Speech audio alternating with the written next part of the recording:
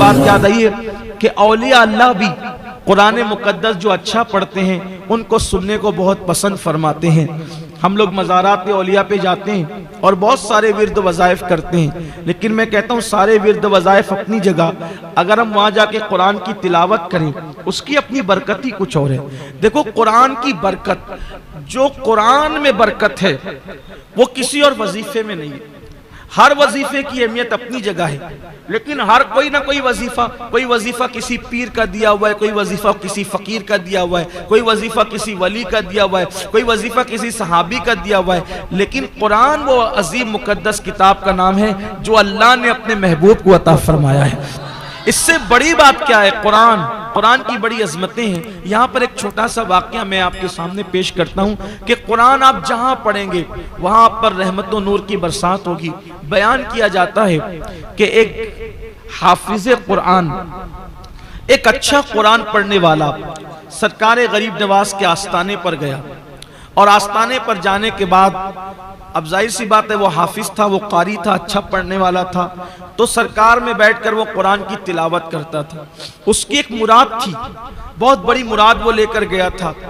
तिलावत करता रहता है, लेकिन उसकी मुराद पूरी नहीं होती। फिर वो देखता एक मंजर कि एक नचनिया और फाहिशा औरत आती है, और आने के बाद गरीब नवाज की बारगाह में वो अपनी अर्जी पेश करती है, और उसकी आंखों के सामने वहीं फौरन उसकी मुराद पूरी हो जाती है। तो यह हाफिज कुरान गुस्से में आ जाता है।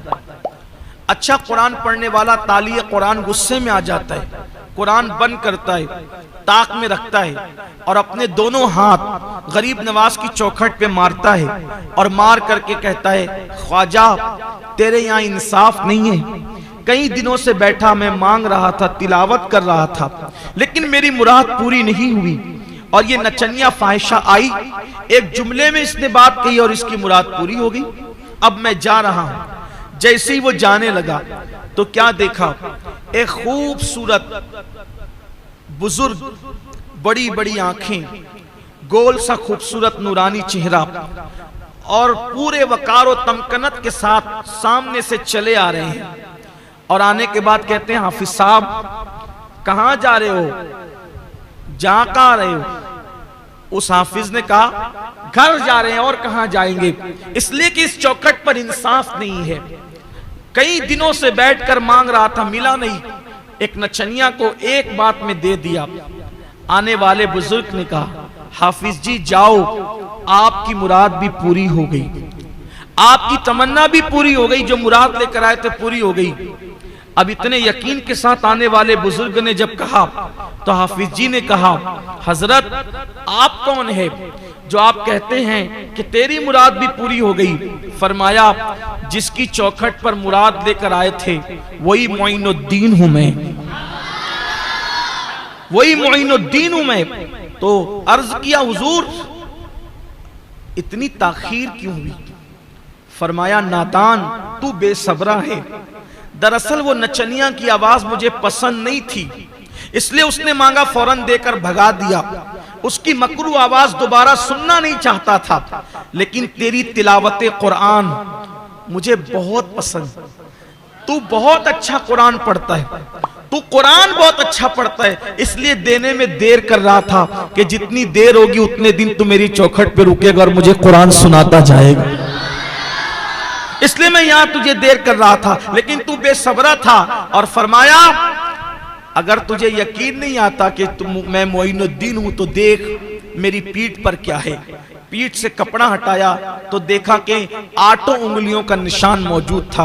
अर्ज की, हुजूर ये क्या है? फरमाया, जो तूने मेरी चौखट पर उंगलियां मारी तो ये उंगलियां मेरी चौखट पर नहीं पड़ी, बल्कि उसका असर मेरी पीठ पर पड़ा है। ये है कुरान मुकद्दस की तिलावत की बरकत। किसी भी वली की चौखट पर जाओगे, किसी भी बुजुर्ग की चौखट पर जाओगे, तो आप वहां पर तिलावत कुरान मुकद्दस करोगे तो उसकी बरकतें आपको नसीब होगी। जो कुरान मौत की तकलीफ को आसान कर दे, क्या वो कुरान जिंदगी की तकलीफ को आसान नहीं कर सकता? इसलिए हमें कुरान मुकद्दस सही पढ़ने की कोशिश करना चाहिए। अल्लाह से दुआ करता हूँ कि अल्लाह मुझे, मेरी तमाम नस्लों को और आप सबको और आपकी नस्लों को अल्लाह कुरान सही सही पढ़ने की तौफीक अता फरमाए। कुरान सीखिए, इसलिए कि इल्म दीन सीखने की कोई उम्र नहीं होती। मेरे आका अलैहिस्सलाम ने फरमाया कि इल्म हासिल करो माँ की गोद से लेकर, मिनल महद इलल लहद, कि माँ की गोद से लेकर कब्र की गोद में जाने तक इल्म हासिल करो। बहुत सारे सहाबा हैं जिन्होंने कुरान मुकद्दस हुजूर अकरम सल्लल्लाहु अलैहि वसल्लम से डायरेक्ट सीखा। खुद सैयदना फारूक आजम रदी अल्लाह ताला अन्हु फरमाते हैं, सिर्फ सूरतुल बकरा मैंने 12 साल में मुस्तफ़ा जान रहमत से सीखी। हम लोग कंप्यूटर के लिए वक्त निकाल लेते हैं, हम लोग इंग्लिश स्पीकिंग के लिए वक्त निकाल लेते हैं, हम लोग अखबार पढ़ने के लिए वक्त निकाल लेते हैं, लेकिन अगर हम वक्त नहीं निकालते तो कुरान मुकद्दस सीखने के लिए वक्त नहीं निकालते। बहुत सारे लोग 4-4, 5-5 कुरान ख़त्म करते हैं, लेकिन अगर उनकी सूरह फातिहा सुनी जाए तो वो सूरह फातिहा भी सही नहीं पढ़ सकते। ये सूरत हाल है। कुरान मुकद्दस का हक अदा कीजिए। हदीस पाक में आता है, बहुत सारे लोग ऐसे हैं कि जो कुरान पढ़ते हैं मगर कुरान के हरूफ उन पर लानत करते हैं। पूछा गया, या रसूल अल्लाह सल्लल्लाहु तआला अलैहि वसल्लम, वो कौन लोग हैं कि कुरान के हरूफ जिन पर लानत करते हैं? तो अल्लाह के हबीब सल्लल्लाहु अलैहि वसल्लम ने फरमाया, जो कुरान पढ़ते वक्त कुरान मुकद्दस की आयतों का हक अदा नहीं करते, कुरान के हरूफ उन पर लानत करते हैं। इसलिए कुरान पढ़ा जाए। बल्कि आज तो आसानी ये है कि अगर हमें कुरान मुकद्दस सही पढ़ना नहीं आता तो एक से खूबसूरत आवाज़ों में, अच्छे कारियों की आवाज़ों में कुरान मुकद्दस की तिलावत मौजूद है। आप उसके ज़रिए से कुरान सुन सकते हैं और सुनते सुनते आपका कुरान दुरुस्त हो सकता है। अल्हम्दुलिल्लाह सुन्नी दावत इस्लामी मालेगांव हिरा इस्लामिक चैनल पर भी अब कुरान मुकद्दस आ गया है। हमारे यहाँ सुन्नी दावत इस्लामी के मुबल्लिग जनाब हज़रत मौलाना हाफिज़ कारी तजम्मुल हुसैन रज़वी साहब की आवाज़ में हिरा इस्लामिक चैनल पर कुरान मुकद्दस आ गया है। आप अल्हम्दुलिल्लाह जा कर के वहाँ अगर रोज़ाना एक पारे की तिलावत सुनेंगे तो रोज़ाना सुनते सुनते आपको कुरान मुकद्दस पढ़ना भी आ जाएगा और आप कुरान मुकद्दस पढ़ना सीख भी जाएंगे। याद रखिए कि हम कुरान खानी में कुरान क्यों पढ़वाते हैं? घर का इफ्तिताह करते हैं, कुरान पढ़वाते हैं। किसी का इंतकाल होता है, कुरान पढ़वाते हैं। इसी तरीके से कोई मुबारक मौका होता है, कुरान पढ़वाते हैं। वजह क्या है? वजह यह है कि हमारा अकीदा ये है कि जहाँ कुरान पढ़ा जाता है वहाँ अल्लाह की रहमतों का नुज़ूल होता है। तो आप मुझे बताएं कि दूसरों को बुलाकर कुरान पढ़ाने की बजाय हम क्यों नहीं रोज़ाना अपने घरों में तिलावत को फ़रोग दें, तिलावत को रिवाज दें। अच्छी तरह याद रखिए कि कोई किताब के पढ़ने का वो मकाम नहीं है जो कुरान पढ़ने का मकाम है। मैं अपनी जमात के एक बहुत बड़े बुजुर्ग के पास गया और मैंने कहा, हजरत मुझे कोई नसीहत फरमाएं। तो आपने फरमाया, सैयद साहब आपसे मेरी गुजारिश है कि आप अपनी कौम को भी ये पैगाम दें और आप खुद भी इस पर अमल करें कि हमने सब की किताब पढ़ी है लेकिन हमने रब की किताब नहीं पढ़ी है। काश कि हम रब की किताब को सही तौर पर पढ़ते और उसको समझने की कोशिश करते तो आज हमारी कौम का ये हाल ना होता जो हमारी कौम का हाल है। इसीलिए इकबाल कहते हैं, वो जमाने में मुअज़्ज़ज़ थे मुसलमान होकर, वो जमाने में मुअज़्ज़ज़ थे मुसलमान होकर, और हम खार हुए तारीके कुरान होकर। दर से कुरान अगर हमने न भुलाया होता, ये जमाना न जमाने ने दिखाया होता। बड़ी माजरत के साथ, हालांकि हमने इस प्रोग्राम की ज्यादा तशहीर नहीं की है, लेकिन एक बात जरूर कहूंगा और ईमान लगती बात कहूंगा। अगर आज की महफिल ये कव्वाली की महफिल होती तो यहाँ बैठने के लिए जगह नहीं होती। आज की महफिल तकरीर की महफिल होती तो यहाँ बैठने के लिए जगह नहीं होती। लेकिन कितना अफसोस है, ये महफिल कुरान की तिलावत की महफिल है, तो यहाँ पर वो लोग नहीं आए हैं जो सुनने वाले हैं। यहाँ पर अक्सर पेरेंट्स और सरपरस्त लोग हाजिर हैं। कितना बड़ा अलमिया है कि हम कव्वालियाँ सुनने के लिए तो हजारों की तादाद में जमा हो सकते हैं, हम तकरीर सुनने के लिए तो हजारों की भीड़ इकट्ठा कर सकते हैं, लेकिन अल्लाह का कलाम सुनने के लिए हम जमा नहीं हो सकते। जज साहिबान आ गए हैं। या मैं एक बात आपसे कहना चाहता हूं, देखो कुरान जब भी पढ़ा जाएगा दिल को सुकून मिलेगा, यह कुरान की खुसूसियत है। और कुरान पढ़ते वक्त जिसको घबराहट हो, कुरान पढ़ते वक्त जिसको घबराहट हो, समझ जाना दो में से कोई एक चीज है, या तो उस पर किसी ने जादू किया है, या तो उसका ईमान उसके सीने से निकल गया है। अगर उस पर जादू नहीं है और उसका ईमान मौजूद है तो उसको कुरान पढ़ते वक्त ऐसा लगेगा कि और पढ़ और पढ़ और पढ़। वजह ये है, बहुत खूबसूरत वजह है, उसको दिल के कान से सुन ले। बहुत खूबसूरत वजह है। देखो,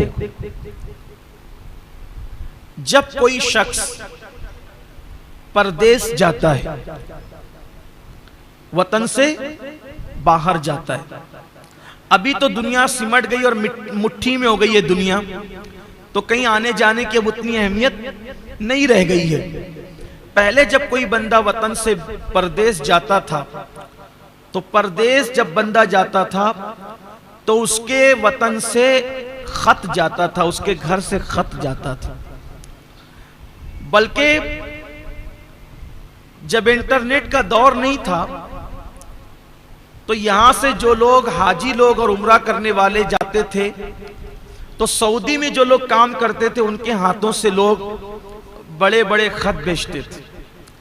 और वो सऊदी में रहने वाले लोग 300-300 किलोमीटर का 500-500 किलोमीटर का सफर तय करके उन हाजियों से और मुअतमिर लोगों से मिलने के लिए आते थे कि हमारा खत दे दो, हमारी चिट्ठी दे दो, हमारा खत दे दो, क्योंकि घर से आया। और जब वो खत आता था तो इतनी खुशी होती थी, ऐसा लगता था कि जैसे हम अपने किसी बिछड़े हुए से मिल गए। और उस खत को एक एक खत को बार बार पढ़ने वाले पढ़ते थे। क्यों? इसलिए कि ऐसा लगता था कि वतन से चिट्ठी आई, अपने प्यारों का पैगाम आया है, ऐसा लगता था। और उनका पैगाम पढ़ करके सारे दुख दूर हो जाते थे, सारी जुदाइयों के गम दूर हो जाते थे। ऐसा होता था कि नहीं होता था? होता था। ठीक इसी तरह बिला तमसील, मिलाने के लिए नहीं, सिर्फ समझाने के लिए, हम भी परदेश में, यहां हम भी परदेश में हैं। हमारा वजूद दो चीजों का मुरक्कब है, हमारा वजूद दो चीजों का मुरक्कब है, एक हमारा जिस्म है और एक हमारी रूह है। तो जिस्म तो बना है यहां से और रूह आई है वहां से, परदेश से रूह आई है। तो अब चूंकि जिस्म यहां का है लेकिन रूह है परदेसी, तो अब ये रूह जिस्म के पिंजरे में बेचैन होती है, बेकरार होती है। किसके लिए? देश के लिए, वतन के लिए, यार के लिए। जहां से आई है उसके लिए फड़फड़ाती है, बेचैन होती है, बेकरार होती है।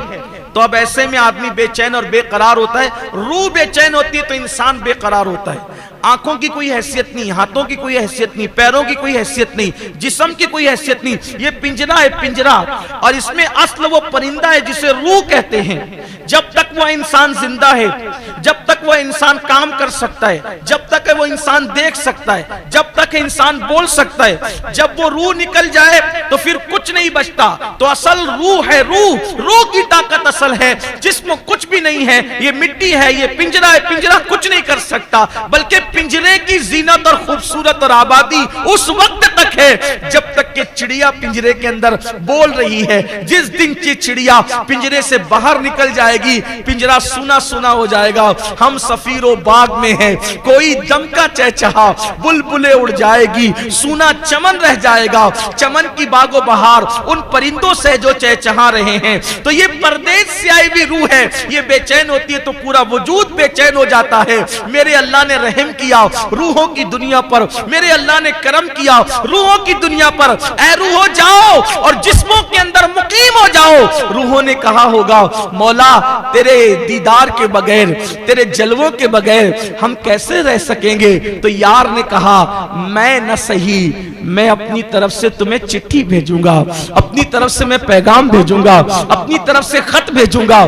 तो यार न सही, यार का फरमान पढ़ते रहना और दिलों को चैन और सुकून अता करते रहना। तो जब तिलावत कुरान की जाती है तो रूहों को सुकून मिलता है। रूह कहती है यार की चिट्ठी आई है, यार का पैगाम आया है, यार का फरमान आया है। इसीलिए इंसान के दिलों को सुकून मिलता है। मरने वाले के सराहने सूरह यासीन क्यों पढ़ते हैं? इसलिए उसकी बहुत सी हिकमतों में से एक हिकमत यह भी है, ऐ फड़फड़ाने वाली रूह अब अटक मत, इसलिए कि तू अपने देश की तरफ जा रही, परदेश से देश, तो वो जल्दी से आसानी के साथ पूरे शौक से निकलती है वहां जब तिलावत कुरान होती। क्यों? जब यार का पैगाम इतना खूबसूरत है तो यार के हुस्न का आलम क्या होगा।